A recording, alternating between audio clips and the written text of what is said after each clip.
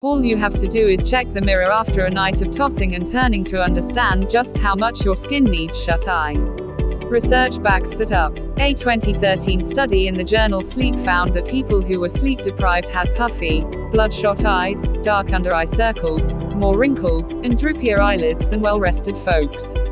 The culprit: the stress hormone cortisol. It's at its lowest during sleep, so if you're not sleeping enough, your levels of cortisol go up and that results in a loss of collagen, says dermatologist Amy Wexler, MD, author of The Mind-Beauty Connection. You can see it after even a single sleepless night. Aim for 7.5 to 8 hours of shut-eye every night. If you want more videos, like, share and subscribe. If you didn't know better, you might think the secret to looking your best is buried deep within a jar of pricey products.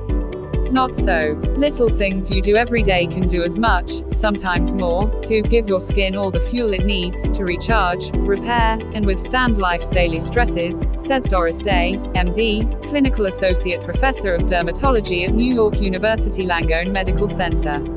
Get started today with these 6 healthy habits that will leave you looking your best.